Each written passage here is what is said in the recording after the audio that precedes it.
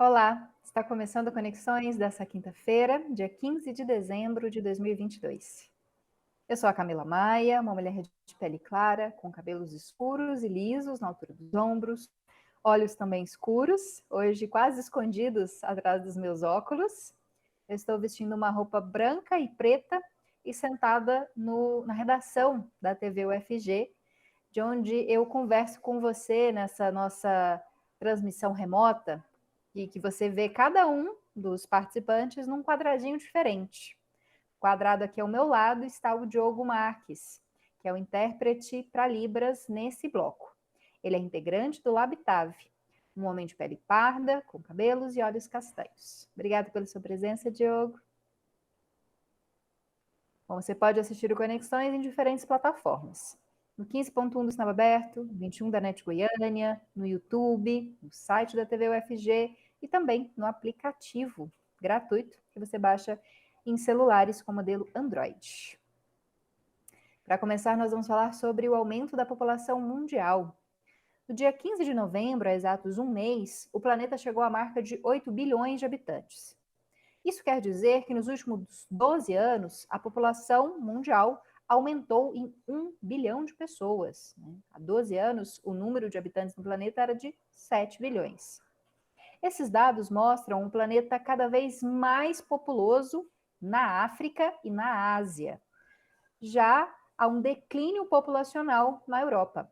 De 2010 para cá, 88% do crescimento populacional do mundo ocorreu em países africanos e asiáticos. Hoje, esses países concentram 77% da população mundial. A África concentra os países de mais rápido crescimento. A Nigéria, por exemplo, que hoje tem a mesma população que o Brasil, terá uma população 63% maior que a brasileira até 2050, ou seja, em menos de 30 anos. Na Europa, enquanto isso, há uma perda de habitantes, o que equivale a uma Polônia de habitantes nesse mesmo período. Ou seja, é como se a população total da Polônia tivesse deixado de existir na Europa, né, por causa da baixa natalidade, né, do aumento da idade da população e, consequentemente, né, da morte de pessoas. Bom, esses dados foram divulgados pela seção Igualdades da revista Piauí. Bom, e nos 3 primeiros anos do governo de Jair Bolsonaro, entre 2019 e 2021, ao menos 14 crianças menores de 5 anos morreram em decorrência da malária no território indígena Yanomami, que é o maior do país e está localizado entre o Amazonas e Roraima. A malária matou mais de uma dezena de crianças Yanomami, infectou milhares em 3 anos e está incluída na lista de óbitos por causas evitáveis. Uma classificação que inclui doenças que podem ser tratadas, como pneumonia, diarreia e verminoses. Se forem consideradas todas as mortes por essas causas, o cenário na terra Yanomami é aterrador. Entre 2019 e 2021, pelo menos 429 crianças menores de 5 anos morreram no território por causas que poderiam ter sido evitadas ou tratadas.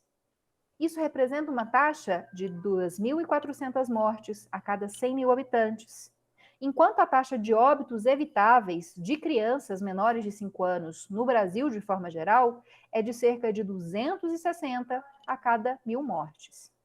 Isso de acordo com informações obtidas pelo DataSUS.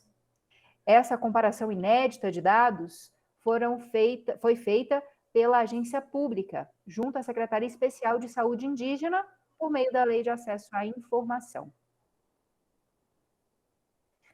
Bom, e o registro de estupro e estupro de vulnerável no estado de Goiás apresentou alta de mais de 16% no primeiro semestre desse ano, em relação ao mesmo período do ano passado. Bom, esse número aponta que houve uma média de 8 estupros por dia, somente nos primeiros meses desse ano, né, nos primeiros 6 meses. Os números foram publicados na última semana pelo Fórum Brasileiro de Segurança Pública.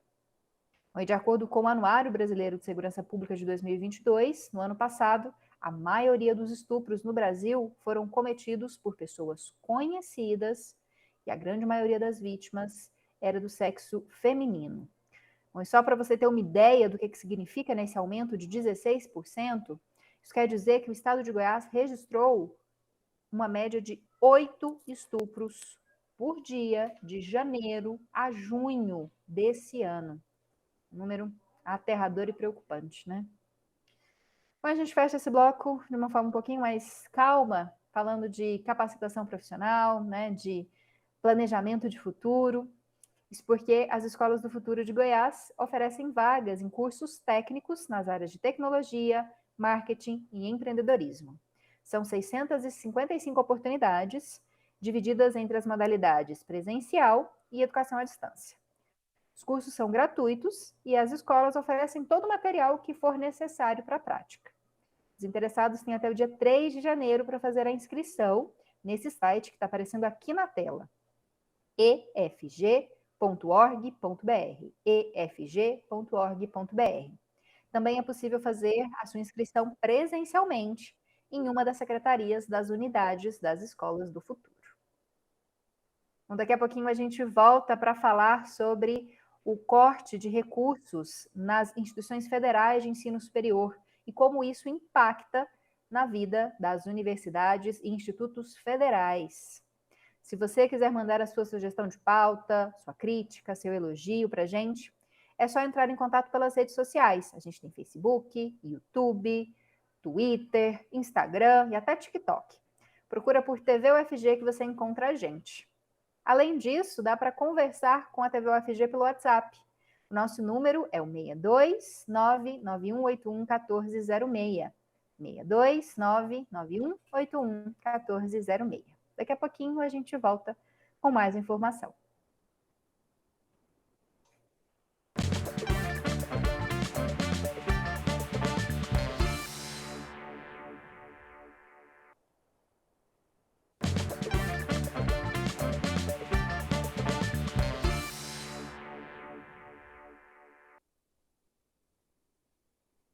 Estamos de volta com Conexões dessa quinta-feira e quem faz a interpretação para Libras nesse bloco é o professor Diego Barbosa. Ele é um homem de pele clara, com cabelos e olhos castanhos e que usa barba cheia. Obrigada, professor Diego, pela sua presença. Bom, e agora o assunto são os recursos das universidades federais, dos institutos federais e dos recentes cortes nessas verbas. Bom, as verbas para pagamento de água, energia, bolsas de estudo, prestação de serviços nas universidades e institutos estão cada vez menores. Nos últimos 4 anos, por exemplo, houve uma queda de 45% nas chamadas despesas correntes, que englobam esse custeio e também a assistência estudantil. A diminuição está exposta em um levantamento do Ciência, Centro de Estudos da Universidade, vou recomeçar aqui, Ciência, Centro de Estudos, Universidade, Sociedade e Ciência da Unifesp. Esse levantamento foi feito em parceria com o Instituto Serra Pilheira. E, de acordo com ele, a queda nas verbas de custeio nos institutos federais, nas universidades federais, foi de 8 milhões em 2019 para 4 bilhões em 2022. Para falar um pouquinho mais sobre esse assunto, nós vamos conversar com o professor aposentado da UFG, Nelson Amaral, que vai tentar explicar um pouquinho para a gente sobre o que está acontecendo. Olá, professor Nelson, muito obrigada pela sua presença, muito bom poder contar com as explicações do senhor aqui. Professor, está fechado o áudio.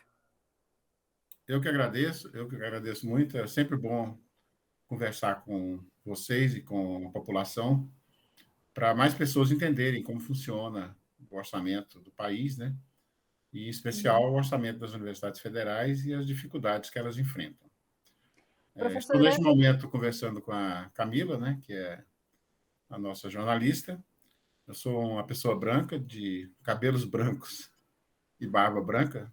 Claro que já tenho uma certa idade, já sou aposentado da universidade, uso óculos e sou careca, ou seja, a minha superfície superior é totalmente desprovida de cabelos. Estou sentado aqui no lugar onde eu estudo, com livros atrás, e que são verdadeiros, porque muitas vezes as pessoas colocam estantes que são falsas.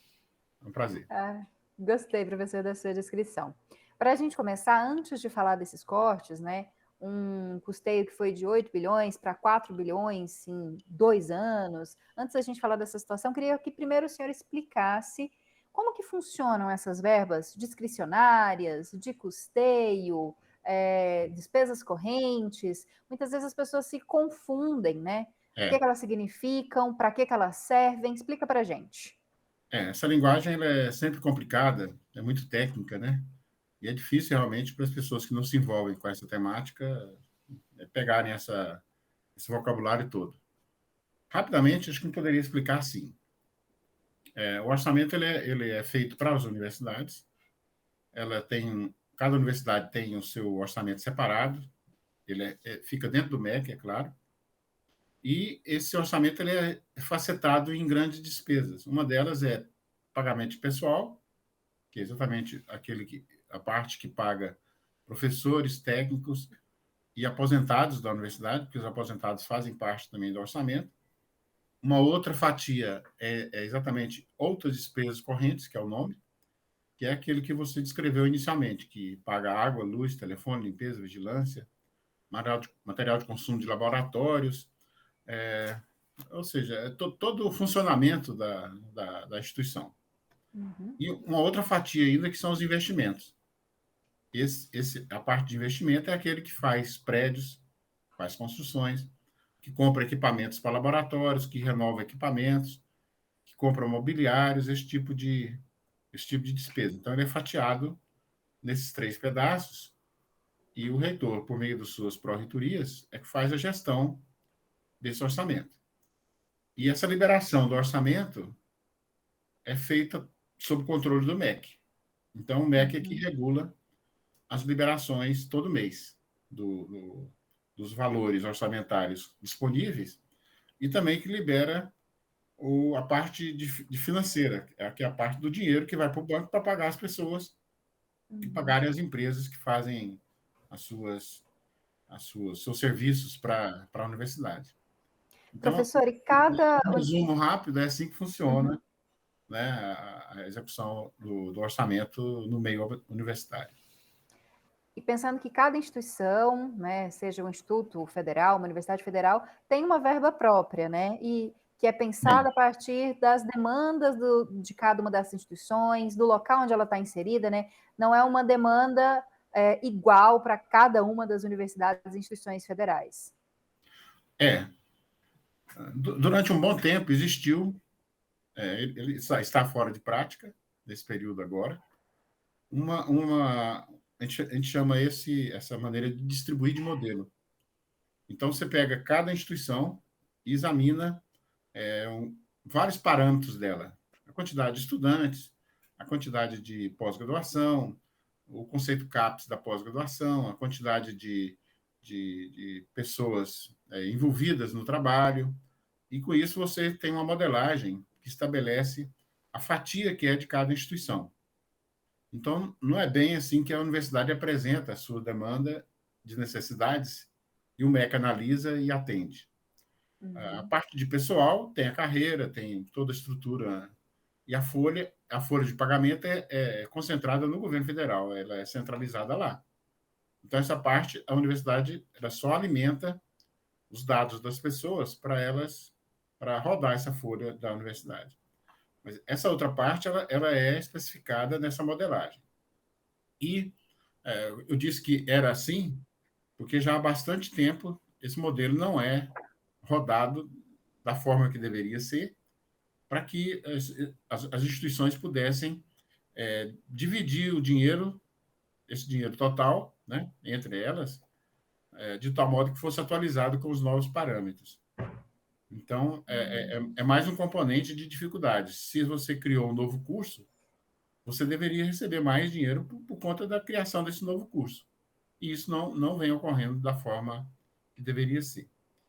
A parte de investimento, aí realmente é uma complicação, porque o volume de investimentos hoje em dia é quase zero.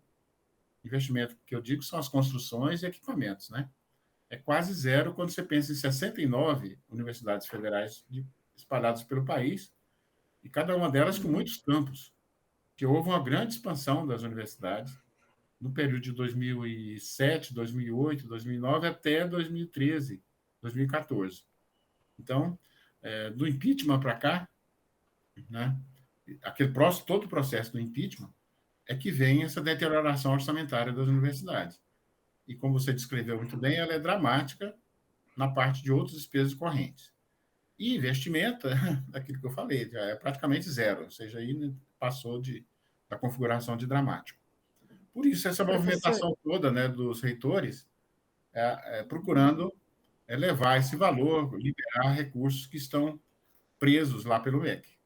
Como eu disse antes, a execução orçamentária é feita pela universidade, mas depende de liberações que são feitas no Ministério da Educação. bom, professor, além do que o senhor destacou, que cada vez são destinados menos recursos, né? Recursos que muitas vezes já são insuficientes para manter a universidade em pleno funcionamento e para fazer novos investimentos, como o senhor colocou. Além disso, durante os anos dos anos do governo, né, do atual presidente Jair Bolsonaro, houve um sistema de bloquear certos recursos, depois desbloquear. E nisso também a população fica sem entender como que isso ocorre. Esse bloqueio é momentâneo, depois o dinheiro é liberado em partes. O que significa esse contingenciamento, esse bloqueio de recursos que o governo tem feito? Essa sistemática de bloquear, como eles fazem, tem dois ou mais motivos. Na época do Weintraub, que nós da universidade todos conhecemos muito bem, e acho que a população lembra de alguns fatos dele, aquele que diz que nas universidades é um grupo que faz só balbúrdia, que não desenvolve trabalhos importantes para a sociedade brasileira. Naquela época ele fez um bloqueio para perseguição. Ele disse que só iria liberar recursos para aquelas instituições que não fizessem balbúrdia. E aí o critério seria o critério dele. Então, essa é a maneira que pode existir para bloquear o recurso, porque o MEC fica ali, ele que comanda esse processo de liberação do recurso e depois liberação do dinheiro para efetivamente pagar aqueles que prestaram serviços para a universidade. Outra vertente de bloqueio que existe é a arrecadação, porque há uma previsão de arrecadação. E se essa arrecadação ela não ocorre, arrecadação de impostos, taxas e contribuições, se ela não ocorre no valor que está previsto, é uma previsão no início do ano, aí há necessidade também de bloquear, porque não vai ter dinheiro para pagar. Essa vertente ela não existe atualmente, porque a arrecadação está no nível bom. Recentemente, ontem ou anteontem, o novo ministro da Fazenda, que vai assumir em janeiro, que é o Fernando Haddad, né? Ele disse que, na visão dele, dos técnicos que estão ajudando, a previsão de arrecadação em 2023 está abaixo do previsto, do que eles entendem que ocorrerá. Então, pode acontecer o ano que vem de ter uma folga aí de impostos, taxas e contribuições. Só que isso também não basta, porque tem a emenda constitucional 95, que é chamada corriqueiramente pelas pessoas e pela população e por vários setores da mídia, do teto dos gastos. Acho que isso para a população já é meio sabido, porque foi um tema muito presente na campanha eleitoral do presidente. Então, o teto de gastos tem que ser monitorado o tempo todo, porque você não pode ultrapassar aquele teto. E esse teto dos gastos, ele é do Poder Executivo. Então, existe toda uma movimentação dentro do Poder Executivo todo para onde é que libera dinheiro e para onde é que segura. Então, há uma decisão governamental de segurar de tal lugar e liberar de outro lugar. E aí que entra esse jogo complicado, como você disse, tem hora que segura, tem hora que libera, a gente fica meio sem entender. Como é que não tem e depois passa a ter? Agora, por exemplo, não havia pagamento de dinheiro para pagar as bolsas dos estudantes. De uma hora para outra, agora já tem o dinheiro. Então, dependendo de quem faz pressão, de qual setor que faz mais pressão, tira de outro lugar e passa para esse outro. Então, a grande pressão que foi feita pelos estudantes, com greve, com notas, estudantes sabem muito bem trabalhar esse tipo de ação na atual mídia, né, nas redes sociais. Então, o pessoal sentiu grande pressão em relação ao pagamento das bolsas. Então, provavelmente encontraram outros lugares lá dentro do Poder Executivo, que é muito grande, né? Estão todos os ministérios, para tirar dinheiro para fazer o pagamento das bolsas. Então, fica esse jogo aí de quem tem mais poder e quem tem mais consegue fazer mais pressão, quem consegue fazer maior repercussão na sociedade para ter uma fatia, nem a maior, é exatamente só para manter o dinheiro que tem. Uhum. E Professor, se o setor não consegue essa força, fica no final do ano contingenciado. Contingenciado fica parado. Não, esse dinheiro não vem. Vamos supor, se não houvesse essa força dos estudantes agora, esse dinheiro não viria para a universidade. Entendeu? Então, é um jogo aí com várias variáveis presentes no contexto. professor, o que a gente tem no cenário até agora é que esse dinheiro acabou sendo liberado ou ainda há recursos contingenciados, bloqueados pelo governo até o final do ano? Se esse final do ano, que já está aí, né, batendo a porta. Já chegou. Se a gente não tivesse recurso liberado no exercício de 2022, ele é perdido para o próximo ano? Ele pode ser repassado no ano seguinte? O que ocorre o orçamento desse ano ele tem que ser executado este ano. Então, o que acontece é que as despesas ficam... Porque a universidade vai consumir água, luz, energia, pagamento de internet, todas essas despesas que ela tem até o dia 31 de dezembro. Então, o que acontece é que essa execução vai ser feita, é claro, consumir energia, a empresa de energia elétrica vai cobrar, só que isso entra para o ano seguinte. Entra para o ano seguinte, como a linguagem técnica é restos a pagar. São coisas que estão no ano anterior que vai ter que pagar no ano seguinte. Entendeu? Então, a universidade já entra no orçamento do ano seguinte, o orçamento não passa de um ano para o outro, mas entra a despesa para pagar no ano seguinte. Então, isso já pega um pedaço do orçamento do ano seguinte. Aí, o ano seguinte já começa com dificuldade novamente, porque se deu para pagar, por exemplo, agora até setembro, outubro, já entra o ano que vem tendo que pagar outubro, novembro, dezembro. Então, é certo que o ano que vem já vai ter problemas lá pelo mês de outubro de novo. Então, isso se não for pior a situação do ano seguinte, né? Porque tem inflação, né, nessas despesas todas, elas aumentam ao longo do tempo, se a universidade expande suas atividades, o que é muito salutar, né? Expandir novos laboratórios, expandir vagas e tudo mais, é muito bom para a sociedade que isso aconteça. Chega o ano que vem, a dificuldade fica maior. Então, pode ser que setembro do ano que vem já não tenha mais condições de pagamento. E é uma bola de neve que vai se formando se isso não tiver um acerto.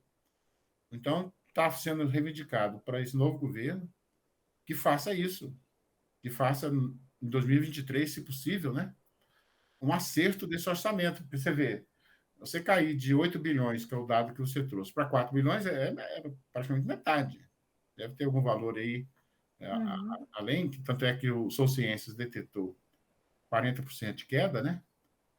Então, você vê que é uma queda muito drástica. Isso no contexto das instituições ataca todos os setores dela. Não é simples os reitores resolverem isso. Essa é uma ginástica que é feita. E eu fui assessor lá até pouco tempo. Deu para a gente ver a dificuldade dos reitores. Desde o Edvar na outra gestão, chegando no Orlando, fortemente na gestão do Orlando, chegando depois na outra gestão do Edvar, e agora com a professora Angelita. Ou seja, é uma complicação sempre, né? E você só falou das universidades e também dos institutos federais. É exatamente a mesma situação dos institutos federais. A mesma lógica é essa. Professor, e tem gente que às vezes, de certa maneira, concorda com isso. Estão cortando gastos, né, que não seriam necessários aí, enfim. Né, a gente escuta as justificativas para esse tipo de medida. Mas a gente tem que lembrar que a universidade precisa funcionar não só com água, energia, internet, pagamento de funcionários terceirizados, né, para limpeza, para segurança, mas também os próprios laboratórios, né? Esse recurso que muitas vezes vai comprar os insumos para as pesquisas. Se não houver esse recurso, não tem como a universidade funcionar, por mais que os professores continuem sendo pagos, né, que é um recurso que não pode ser cortado, por mais que os alunos venham, não tem estrutura para a universidade funcionar. Porque a gente fala de forma mais reduzida, que é pagar os salários e pagar água, luz, telefone e limpeza. Mas tem todos os outros componentes, que você começou a entrar um pouco neles, ligados, associados às próprias aulas, né? Ligados às pesquisas e ligados aos projetos de extensão, que é exatamente essa comunicação que a universidade tem com a sociedade. Todos esses processos envolvem a necessidade de dinheiro. E se você não dá condições para esse grupo de pessoas que são altamente capacitadas, todas esses, o grande número delas hoje nas universidades federais tem o doutorado. Uma parte ainda tem o mestrado, mas já se preparando e já tentando fazer o doutoramento. Então, é um grupo muito precioso, né, de cabeças, de pessoas, de cérebros, que deveriam ser mais bem aproveitadas. Elas não são aproveitadas no seu potencial total, exatamente pelas dificuldades financeiras, tanto nessas outras despesas correntes, que é esse dia a dia, quanto nos laboratórios. Imagina, você tem lá um grupo de pesquisa que está fazendo um trabalho de ponta do conhecimento. De uma hora para outra, um equipamento daqueles quebra e tem que substituir, porque hoje em dia, com a tecnologia mais avançada, eletrônica, você muitas vezes não tem como trocar uma parte do equipamento. É um bloco ali de eletrônica. Como ocorre com nossos celulares, né? Muitas vezes você deixa o celular cair e pronto. Para arrumar esse celular é mais caro, é preço equivalente de comprar um novo. Então, a mesma coisa acontece com esses equipamentos modernos, de laboratórios. Então, você tem que trocar aquele equipamento por um outro. Aquele equipamento anterior pode ter ficado obsoleto. E a obsolescência é muito rápida também nesse processo de novas tecnologias. Então, aquele grupo de pesquisa está ali com todo o potencial para deslanchar o conhecimento, para avançar o conhecimento, para resolver problemas que existem. E isso ficou muito claro, né, do papel das universidades durante a pandemia, o tanto que ela participou dos processos de desenvolvimento. Existem hoje várias universidades envolvendo vacinas, né, específicas para a Covid, e que fica tudo parado. Isso é um prejuízo para a nação, ou seja, você leva tantos anos, décadas, né, para montar esse grupo todo de pessoas, montar esse patrimônio todo que as universidades federais brasileiras têm, e depois, por conta de alguns bilhões de reais, você fica sem a estrutura para funcionamento dessas pessoas. E Professor, um subcomponente muito especial, que a gente tem discutido muito no ambiente universitário, de pesquisa e tudo mais, é a perda que a instituição começa a ter de cérebros. Quem tem chance de ir para outro país, para os países mais estabilizados, com melhores condições de realizar as atividades de pesquisa, por exemplo, essa pessoa vai para lá. Se ele tem a chance, ele vai embora. E o que é pior, novas pessoas que estão entrando agora no mestrado, no doutorado, estão se formando, né, e vão fazer um pós-doutoramento, elas perdem toda aquela força, né, que elas estavam imbuídas para seguir essa carreira. E elas podem desistir desse caminho e ir para outro caminho. Pode ir para uma professor, para a empresa privada, pode ir gente. para outro lugar, né, e abandonar o Uhum. lado acadêmico. Então, é muito Só para a grave gente essa situação. finalizar, um outro aspecto desses cortes, redução de recursos e contingenciamento, é que pode também afetar a vida dos estudantes de baixa renda, que são Claro. bolsistas de projetos e que recebem por meio desses recursos, né? Vai, muitas vezes, dificultar a permanência do estudante que entrou por cotas, por exemplo. As cotas foi um fenômeno importantíssimo nesse contexto de inclusão de pessoas no ambiente universitário, né? Os mais pobres tiveram condições de entrar com mais força, os negros também, né? indígenas, quilombolas, são grupos pertinentes à sociedade e que foram incluídos no ambiente universitário. E eles, para terem sucesso e terminarem a sua graduação e darem o seu conhecimento para a melhoria da sociedade brasileira, e como eles vêm de nichos específicos, especiais e com grande dificuldade, eles lutam com toda a força que eles têm para tentar melhorar a sociedade. E esse pessoal precisa, esse grupo de pessoas precisa de ter apoio para alimentação, para residência, para transporte. Então, bolsas, como você disse, né?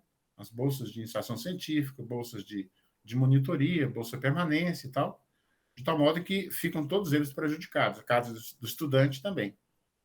Dá para a gente ver, então, que é realmente um cipoal, né, de problemas que aparecem se um mínimo de condição não é dada. A gente nem reivindica condições ideais, porque as condições ideais na universidade, as pessoas que trabalham nas universidades são ambiciosas, elas querem muita coisa, né? Elas querem ter as melhores condições possíveis.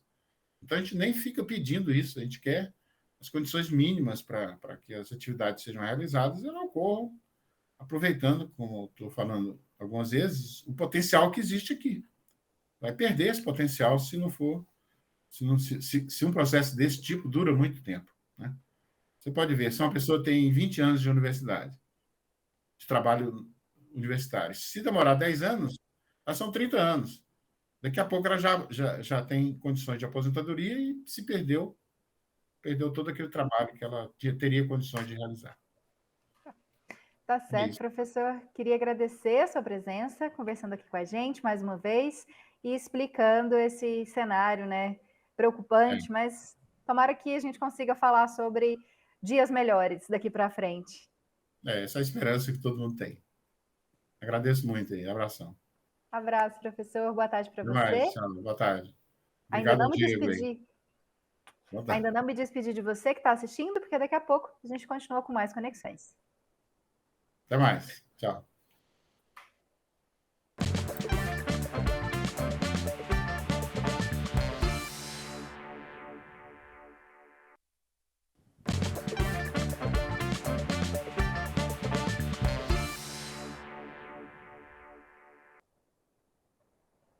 Estamos de volta com o programa dessa quinta-feira, 15 de novembro. Finalzinho do ano já, né? E para você aproveitar esse final da sua semana, nós temos algumas dicas de eventos culturais bem acessíveis. Bom, a primeira delas é que hoje é o último dia da terceira mostra teatral Ex Machina, que é realizada pela Escola do Futuro em Artes Basileu França. Logo mais às 7 horas da noite, o Corpo Cênico Basileu França apresenta a peça Quem Matou Dionísio, no Grande Hotel.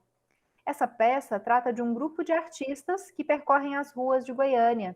Em uma encruzilhada, encontram um oráculo, que revela vários enigmas. A apresentação é gratuita e pretende criar um diálogo entre artistas, público e a cidade que nos cerca. A classificação indicativa é livre. E para quem não sabe, o Grande Hotel fica na Avenida Goiás, com a Rua 3, no centro de Goiânia. E hoje também tem outra opção para quem gosta de teatro. A Vila Cultural Cora Coralina recebe o espetáculo teatral No Dorso Instável de um Tigre, às 7 horas da noite também. A montagem aborda questões práticas do teatro e das dificuldades e conquistas de todo o ator. As exibições, elas não ocorrem só hoje não, viu? Seguem até o dia 21 de dezembro, sempre às 7 horas da noite, na Vila Cultural Cora Coralina. E no sábado tem uma apresentação a mais, às 3 horas da tarde. Os ingressos são gratuitos, mas devem ser obtidos na plataforma Simpla. É só buscar por simpla.com.br. E será lançado amanhã o documentário Ode aos Corpos Reais, que é dirigido por Fabiana Assis e produzido por Marcele Vaz. Esse lançamento será realizado às 6 horas da tarde, 6 horas da noite, né? No perfil Augusta Robusta no Instagram. @AugustaRobusta no Instagram. Esse projeto, ele pretende combater a gordofobia, né? Chamado Ode aos Corpos Reais, já que tem o objetivo de provocar um olhar sobre esses corpos, que têm curvas, celulites e dobras naturais. Dessa maneira, o projeto quer ampliar e repensar a representatividade dos corpos femininos. Bom, além desse conteúdo audiovisual, o projeto também prevê uma colagem de lambes nos espaços culturais de Goiânia, de sábado a segunda-feira, a partir das 2 horas da tarde. A saída para essa ação é na Vila Cultural Cora Coralina. Bom, e a Arte Plena Casa Galeria cedia a exposição coletiva Arte em Conta, Conta, que é composta por obras de 30 artistas. O nome dessa exposição faz uma alusão à importância da arte e da possibilidade de pagar pouco pelo hábito de colecionar. A exposição coletiva segue até o dia 3 de janeiro e pode ser visitada entre 10 horas da manhã e 7 horas da noite. A galeria, Casa Galeria, Arte Plena Casa Galeria, fica na Rua 89, no setor sul. Para finalizar, uma dica para quem gosta de cinema. Na terça-feira, o Cinecultura recebe a 13ª Mostra de Cinema e Audiovisual UEG, com uma seleção de curtas que foram realizados entre 2020 e 2022 pelos alunos do curso de Cinema e Audiovisual da Universidade Estadual de Goiás. A sessão é gratuita e começa às 7 horas da noite.